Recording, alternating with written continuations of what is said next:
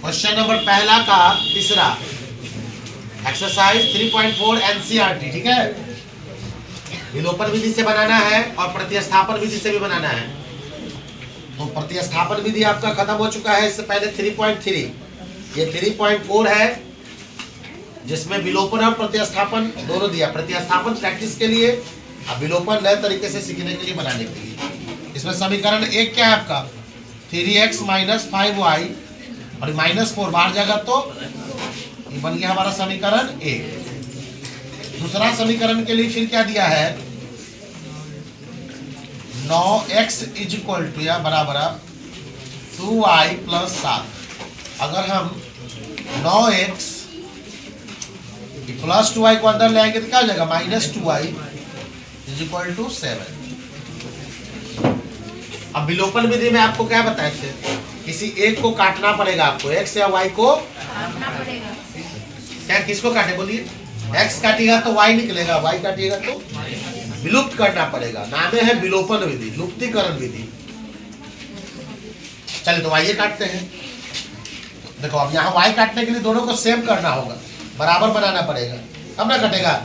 ठीक है, इसके लिए क्या करेंगे, समीकरण एक में कितना से 2 से, समीकरण एक में कितना से 2 से, और समीकरण 2 में कितना से 5 से, कितना से 5 से गुना कर। अब माइनस माइनस रहेगा तो क्या बताया था उसने, जोड़ने पर कि घटाने पर? गलत जवाब। चिन्ह में अंतर रहेगा तो जोड़ने पर, एक जैसा चिन्ह रहेगा तो दिमाग में ये हटा लीजिए अच्छे से। ये अलजेब्रा का वो वाला नियम याद नहीं रखो, minus minus plus, plus plus plus, वो वाला नियम याद नहीं रखना है। यहाँ साइन देखना है, माइनस माइनस रहेगा तो एक जैसा चिन्ह रहेगा तो घटाने पर। जैसे देखो माइनस माइनस एक जैसा चिन्ह है तो घटाने पर, प्लस प्लस रहता तो भी, और चिन्ह में अंतर आता प्लस माइनस तो जोड़ने पर, माइनस प्लस रहता तो जोड़ने पर। ठीक है, तो लैंग्वेज दे दीजिए, समीकरण एक में कितना से गुना कर रहे हैं 2 से, तथा समीकरण 2 में कितना से गुना कर रहे हैं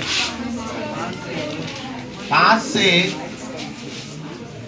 गुणा कर, माइनस माइनस है तो घटाने पर, क्या करने पर, चलिए गुना कीजिए, 3 दूनी 6x, 5 दूनी प्लस माइनस -10y बराबर 4 दूनी 8, समीकरण 1। दूसरा में 9 × 5 = 45x प्लस माइनस 5 दूनी बराबर 7 × 5 तो अब दोनों बराबर आ गया, 10 10 है तब कट सकता है ना, साइन बदलिए, प्लस है तो माइनस है तो प्लस है तो काट दीजिए इसको, 10y से 10y प्लस माइनस। अब 6 में से 45 गया तो कितना बचेगा -39x, और इधर 8 में से 35 गया तो आपका बच गया -27। क्या बचा -27, इसलिए x = आ जाएगा आपका, तो माइनस से माइनस काट दीजिए, 27/39 काटिए, 9 × 27 13 × x का मान 9/13 है।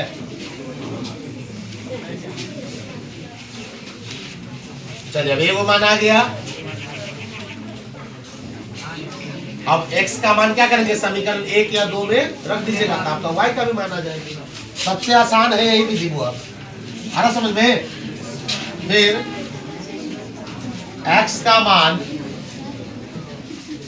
समीकरण बोलो किस में रख दे, एक में बोले, एक में रखने पर क्या समीकरण है 3x - 5y = 4।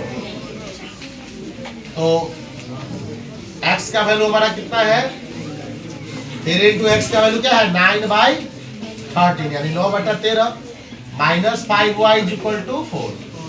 अब ये कटने वाला है नहीं तो गुना करो, 9 × 27/13 -5y = 4 और -5y बराबर 4 अपने जगह पर आएगा, प्लस है बाहर जाएगा तो -27/13।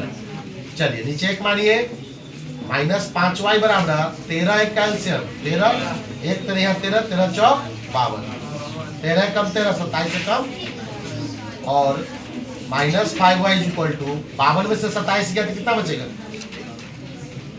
बोलिए 25/13। इसलिए y इक्वल टू आ जाएगा आपका 25/13, आई -5 नीचे आ जाएगा तो माइनस 5 पचे 25, y इक्वल टू -5/13, यही हो गया। x का मान आ गया आपका 9/13, y का मान -5/13, ऐसे ही बनेगा।